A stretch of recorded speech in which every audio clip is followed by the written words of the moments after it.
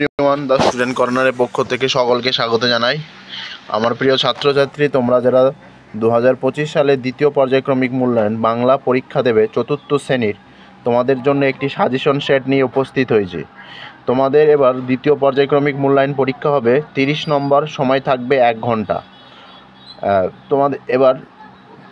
তোমরা যদি চ্যানেলে নতুন হয়ে থাকে অবশ্যই চ্যানেলটি সাবস্ক্রাইব করে পাশে থাকা বেল আইকন প্রেস করে রাখবে, যাতে নতুন নতুন ভিডিও সবার আগে তোমাদের কাছে পৌঁছে যায়। তাই শুরু করা যাক। প্রথম প্রশ্ন 1 নম্বর দাগে আছে যে সঠিক উত্তর মাথায় টিক চিহ্ন দাও। প্রত্যেকটির মান হাফ, 4টে লিখতে হবে। 2 প্রথম প্রশ্ন, সত্যি চাওয়া কবিতায় আরও কথাটি 5 বার হয়েছে। পরের প্রশ্ন, একটি ধানের শীষের ওপর একটি শিশির বিন্দু আছে। পরের প্রশ্ন, আলো নাটকে আমরা শম্ভুর ভয়ের পরিচয় পাই। 4 নম্বর প্রশ্ন দেখো, আমরা কালক্ষেপ না করে 1.5 20 কই সেই উল্টানো ছাতার মধ্যে ভরে ফেললো। এবার 2 নম্বর দাগে দেখো, নিচের প্রশ্নগুলি পূর্ণ বাক্যে উত্তর দাও। যে কোনো 9টি প্রশ্নের উত্তর দিতে হবে।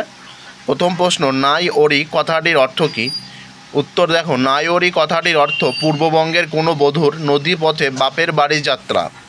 পরের প্রশ্ন, স্কট তৃতীয় অভিযান কত সালে শুরু করে? স্কট তৃতীয় অভিযান শুরু করে 1910 সালে। পরের প্রশ্ন, অশ্বিনী কুমার দত্ত কে ছিলেন? অশ্বিনী কুমার দত্ত ছিলেন পেশায় শিক্ষক ও ভাষাবিদ। পরের প্রশ্ন দেখো, কারা শম্ভুকে ভয় দেখিয়েছিল? উত্তর দেখো, বেড়াল ছানা, পেঁচাদের দল, গাছপালা, বন বিড়ালের দল, মনসা ঝোপ ও রাশি রাশি বাঁদর মিলে। পরের প্রশ্ন দেখো, অমরেন্দ্র চক্রবর্তী সম্পাদিত একটি পত্রিকার নাম ভ্রমণ। পরের প্রশ্ন, আমি সাগর পাড়ি দেব কোন কবির ও কোন কবিতা থেকে নেওয়া? কাজী নজরুল ইসলামের লেখা পুতুলের বিয়ের নাটকের 7 ভাই চম্পা কবিতা থেকে নেওয়া। পরের প্রশ্ন দেখো, স্লেজ যাত্রার জন্য কটি কুকুর নেওয়া হয়েছিল? স্লেজ যাত্রার জন্য 19টি কুকুর নেওয়া হয়েছিল। পরের প্রশ্ন, ফ্যানসা ভাত কি? ফ্যান সমেত ভাত। পরের প্রশ্ন দেখো, আমার মা এর বাপের বাড়ি গল্পে হোসেন মামা কি কি উপহার নিয়ে এসেছিল? উত্তর দেখো, 1 কাঁধি কলা ও 2টি কাঁঠাল।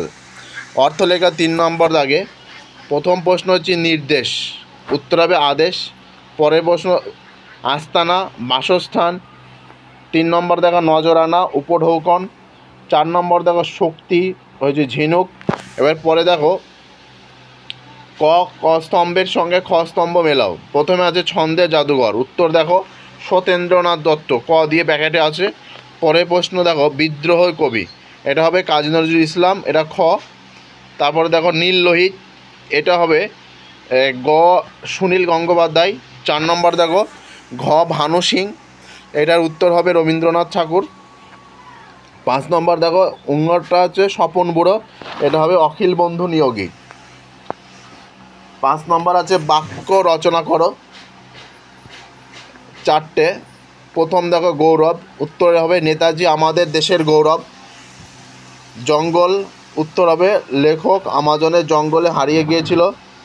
ছটফট, উত্তর হবে কুকুরটা যন্ত্রণায় ছটফট করছে। গাংচিল, উত্তর হবে সৈকতে গাংচিল ভাস উঠছে। 6 নম্বর দেখো সন্ধি বিচ্ছেদ করো। রবীন্দ্র, রবি যোগ ইন্দ্র। পরের প্রশ্ন দেখো মেঘালয়, মেঘ যোগ আলয়। পরের প্রশ্ন হচ্ছে অধ্যুষিত, অধিযোগ উষিত। পরের প্রশ্ন বিবেকানন্দ, বিবেক যোগ আনন্দ। পরের প্রশ্ন বেদ যোগ বেদান্ত, বেদ যোগ অন্ত। পরের প্রশ্ন দেখো অতীত, অতি যোগ ইত। পরে 7 নম্বর দাগে দেখো লিঙ্গ পরিবর্তন করো। চাচা চাচি, লেখক লেখিকা। বিপরীত শব্দ 8 নম্বর দাগে জয় পরাজয়, গ্রাম শহর। এবার 9 নম্বর দাগে আছে দেখো টিকা লেখো স্লেজ গাড়ি। উত্তর হবে মেরু প্রদেশের বাসিন্দা এস্কিমোদের যাতায়াতের গাড়ি বিশেষ, কখনো একাধিক কুকুরদের দিয়ে কখনো চাকার মাধ্যমে স্লেজ গাড়ি টানার কাজ করানো হয়। 10 নম্বর দাগে শূন্যস্থান পূরণ করো। প্রথম হচ্ছে কুপত ও কুপতি, কপত ও কপতি খোপেতে বসিয়া।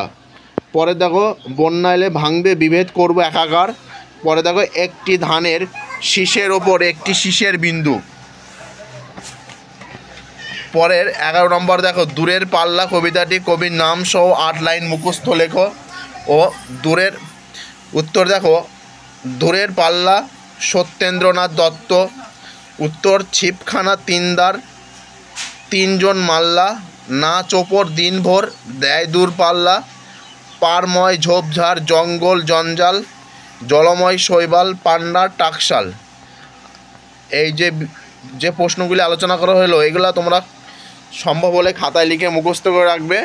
আশা করা যায় দ্বিতীয় পর্যায়ক্রমিক মূল্যায়নের পরীক্ষা এখান থেকে সব কমন পেয়ে যাবে। তাই ভিডিওটি ভালো লেগে থাকলে অবশ্যই লাইক কমেন্ট শেয়ার করবে, আর চ্যানেলে নতুন হয়ে থাকলে অবশ্যই চ্যানেল সাবস্ক্রাইব করবে। ধন্যবাদ। কোনো একটি পরবর্তী নতুন ভিডিওতে দেখা হচ্ছে, তখন ভালো থেকে সুস্থ থেকো।